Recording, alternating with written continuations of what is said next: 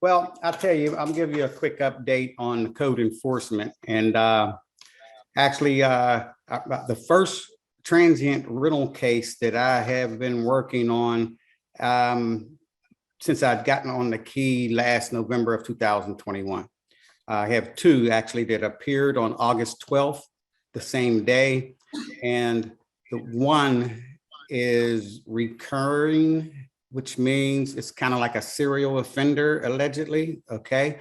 That means they didn't take hold or take heed to the magistrate's order of cease rental and advertising of transient properties, which is short-term rentals. For short, for siesta key talk, it's a hotel house, in other words, but that's what, the neighbors say. Now, so I'll be working that next Friday. That will be scheduled for in front of the special magistrate. And a lot of people are watching that case close because it's very important. And our transient rentals are still they're just repeat violators. They just don't want to quit. So we're just going to keep tracking and keep investigating. And even to the day, even though the hearing is next Friday, we have a finding of the fact, which was issued on August 12th, which means for 5 years after that date, they are not to stay in violation, re-enter violation. And we'll just be taking our time. But at the same time, if they know the case or if they know that they have one that I'm working, feel free to call, leave a text message, and try to get an update. And I will try to update you automatically as the case moves forward officially, okay? And after next Friday, I do have others that are in tow, including the other case that was held, which is actually the first case I started working in November of 2021. And that case kind of started even before I got the key as an area, because I was working with Officer Staley last year, June and July, trying to, get my feet wet. And same case that I worked on. So, that goes to show you that, I'm gonna tell you, it's a job, and there's a lot of investigation involved to try to make these cases work for the county and for the neighbors and residents that are tired of these short-term rentals affecting the property itself and the living of the property, being comfortable and, love and joy and peace and everything that is disturbed. Now, I also want to be giving you an update next month on beach ropes and fences and the incidental signs, which is the properties that are on the beach that are keeping their posts up and their ropes fenced up. And I give them a verbal. I wrote a few up, and they have already, at least a couple that I wrote up already, have told me that they have removed the fence and the posts, because these posts are really down in there. You just can't pull them up. You got to have a professional. They're 6 and 8 feet deep. Okay, so I'll be working on that, and I'll have a big update for you on that next month. So 2013, I just want to wish everyone a happy new year. And of course, the transient rentals are being worked also by our after hour team, because I'm only one person, okay? But we do have help, and our after hours team goes out periodically. They go out, and depending on the severity of the complaint, then we got more coming to the list to be monitoring. And okay, and so after hours team is still cooking on regular violations also, noise complaints. After 10 o'clock, live entertainment when you need a special exceptions permit, and some of them with noise still under investigation that are over the limits for the time. And if there's any other things that we should know about going on after hours, just let us know. Now, what I'm going to be going over today, as I promised you on the celebratory last meeting in December, of the first Thursday of last month, I was fortunate enough to take an environmental course for the illicit discharges for Sarasota County, and how to recognize them and how to report them properly. So I'm just going to give some tips and just talk a little bit, and then When I'm done, we can do some questions. And also I wanted to go over how to report it. And I got a few little pointers on that. And I'm just taking their presentation and I'm putting it in a compactor, okay? Because I know you don't have all day and I don't want Miss Jean to beat me up, okay?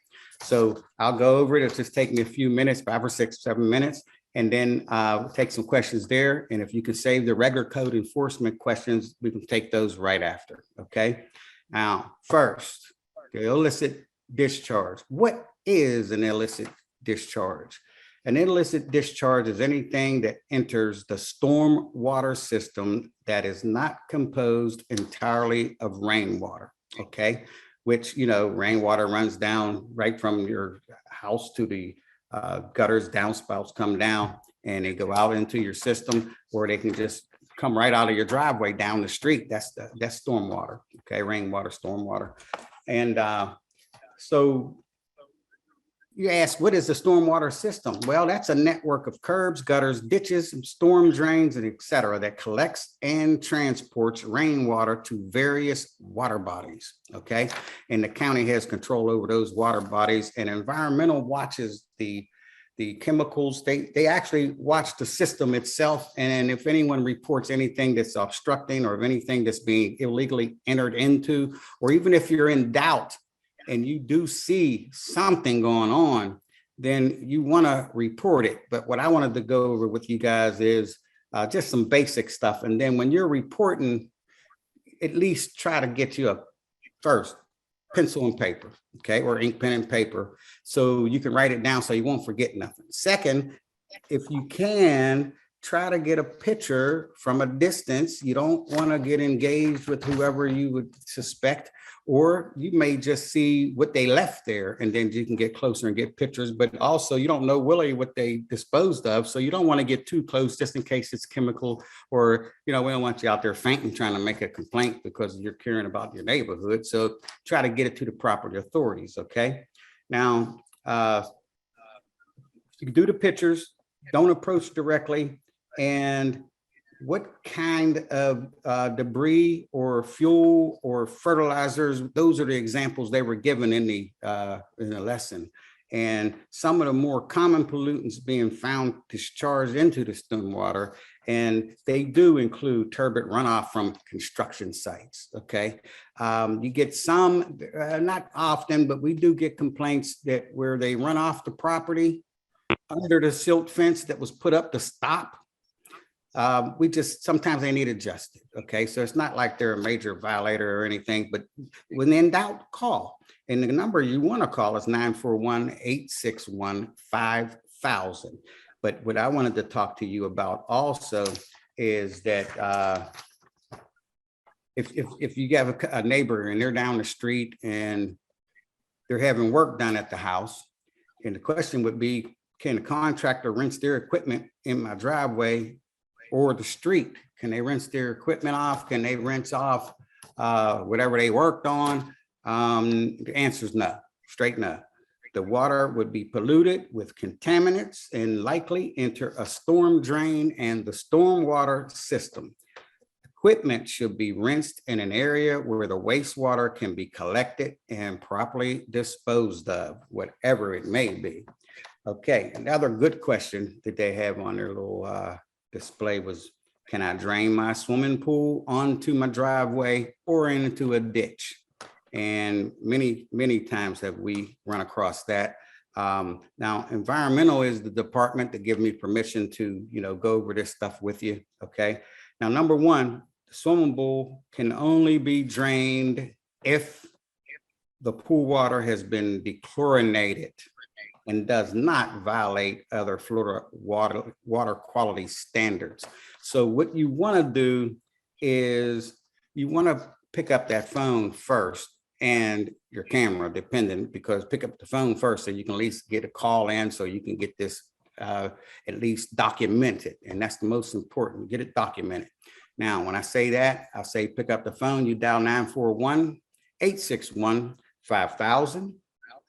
And then get your ink pen and pad that you looked at and you started writing down. And then you also don't stop writing because you made the call, because you want to record the case number they're going to give you. Okay, they'll have it dated. The case number will be matching your phone call, so we can put everything together.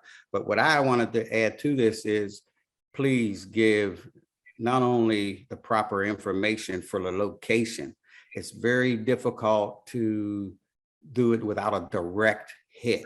In other words, if you got an address, good. If you only have a street, good. Give a good description of exactly where it's at on the street between distance A and point A and point B. And we can narrow it down. We can almost narrow it down from the property appraiser's site with the mapping and the GIS that's on there. Okay. So what we want to do is we want to make sure when you're reporting something like this, time is of the essence. And when you call, you want to make sure you got a good proper location or directions where to find exactly what you noticed, exactly what you looked at, exactly what's going to be on your pictures, if you can load them and send them. And I say on this kind, report it with the telephone call. You know, I've been getting some calls from 311 and it's a good system, but a lot of people don't like to leave details and it takes them longer to fill it out and all that kind of stuff. But if you call, talk to a live person, make sure you got your pad and pencil, pen, and you give them all the points that you've seen and what you think, of course, that why you called, because it didn't look right. That's good. That's a good reason there. So we'd rather come out and check it and nothing to be wrong than not coming out. And then next thing you know, we're boiling water. You know, we don't want to do that. Okay. So like today, I'm just doing a point. I took that course and I just liked the way that it was presented. It was very easy. And I did make some copies of this, and I will be bringing them in the next meeting. They'll be in the back of the room. And I just wanted to thank everyone for a good year I've had on Siesta Key. And I'm really trying to work with the not only the complainants, but of course, there's citizens that are concerned, they got questions, and a lot of things I can't track as work just because you can't write everything down, but at least we try to get it where you have a avenue to report these kind of activities, okay? And Ms. Jane, I would like to ask you if there's any questions on the illicit discharges first, and if not, we can take some questions on general code enforcement. I was just going to make a comment from the standpoint of we're trying to restore the habitats in Siesta Keys Canal to bring back the sea life.